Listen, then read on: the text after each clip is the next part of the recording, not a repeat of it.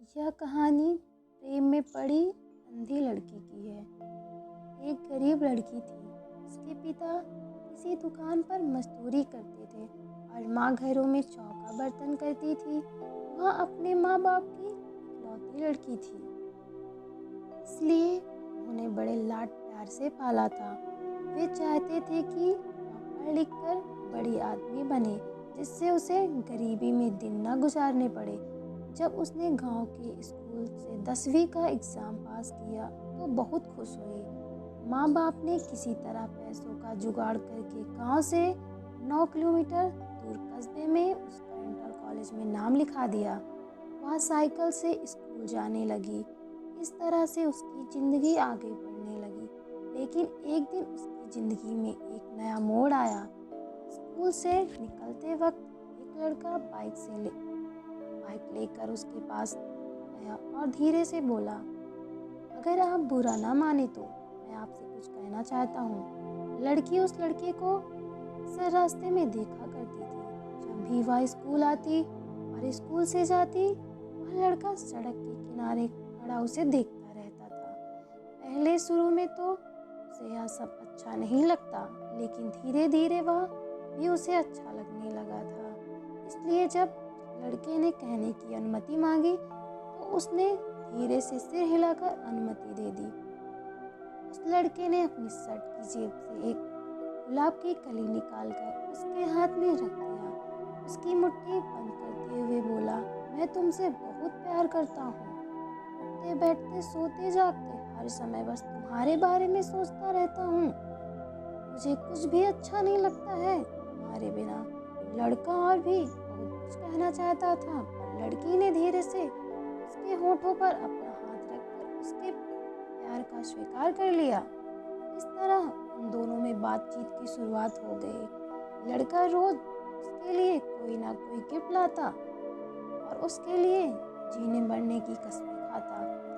उसकी बातें सुनकर लड़की दीवानी हो जाती और ख्वाबों की दुनिया में खो जाती।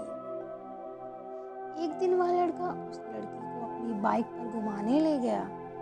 दोनों लोग नदी के किनारे पहुंचे और घास पर बैठकर बातें करने लगे। लेकिन लड़के की इच्छा तो कुछ और थी। लेकिन प्यार में अंधी हो चुकी वह लड़की उसकी इच्छा समझ नहीं पाई और उसने अपने आप लड़के के हवाले कर दिया। दोनों लोग एक दूसरे के प्यार में ऐसे खोए कि दो जिस्म एक जान हो गए।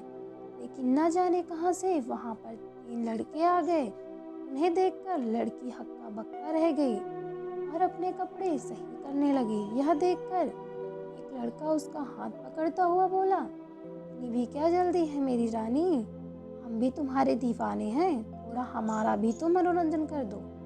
लड़की ने अपने प्रेमी से मदद मांगी, मगर वह यह सब देखकर हंसता रहा। यह देखकर लड़की का हृदय धक रह गया, यानी कि यह सब इसकी चाल थी। आगे लड़की कुछ सोच ही नहीं पाई, क्योंकि वे तीनों लड़के उसके शरीर पर भूखे भेड़िए की तरह टूट पड़े और अपनी हवस के आगे बुझाते रहे। वह लड़की मदद के लिए चिल्लाती रही और वे उसे कुत्तों की तरह नोचते रहे। लगभग 1 घंटे के बाद लड़की को होश आया तो उसे कमजोरी लग रही थी। वे तीनों लड़के और उसका प्रेमी वहां से जा चुके थे। लड़की की आंखों के आगे अंधेरा छा रहा था। उसकी दुनिया अंधेरों से भर चुकी थी। उसे अपना जीवन समाप्त होता हुआ लग रहा था। वह सोचती रही कि क्यों उसने उस बेवफा लड़के की बातों पर भरोसा किया, क्यों मैं उसके साथ यहाँ पर आई। अब मैं क्या मुंह लेकर अपने घर जाऊंगी, अपने माँ बाप को क्या बताऊंगी मेरा ये हाल देखकर वे तो जीते जी मर जाएंगे। लड़की का गला बुरी तरह से सूख रहा था। वह किस तरह खिसकती हुई नदी के किनारे पहुंची। नदी का पानी कल कल करता हुआ तेजी से बह रहा था। लड़की ने एक बार फिर अपने मजबूर माँ बाप के बारे में सोचा, अपने बेवफा प्रेमी के बारे में सोचा और फिर नदी में छलांग लगा दी। सोचा और फिर नदी में अगले ही क्षण वह नदी में डूबने लगी। लेकिन अब ना तो वह किसी को अपनी जान बचाने के लिए पुकार रही थी और ना ही बचने के लिए संघर्ष कर रही थी। वे जल की कभी अपने बेवफा प्रेमी के बारे में सोची थी? क्यों उसने बातों पर इस तरह से भरोसा किया? क्यों मैंने उससे अंधा प्यार किया? क्यों मैंने उसके प्यार को ज़रूरत नहीं समझी? अगर मैं ऐसा कर पाती तो शायद आज मेरे साथ ऐसा कुछ नहीं होता। फिर वह नदी की गहराई में डूबती चली गई। दोस्तों, किसी से प्यार करना, किसी पर भरोसा करना बुरा नहीं है, लेकिन जज्बातों को पहचानने की क्षमता भी रखिए। किसी को अपना तन मन सौंपने से पहले उसके परिणामों के बारे में भी ज़रूर सोचिए, नहीं तो आप भी धोखा खा सकते हैं। आपको यह कहानी कैसी लगी हमें ज़रूर बताएं और इसे शेयर करके अपने दोस्तों तक पहुंचाएं। हो सकता है कि आपके इस प्रयास से किसी की जान बच जाए। ऐसी ही कहानी सुनने के लिए हमारे चैनल को सब्सक्राइब करें। धन्यवाद।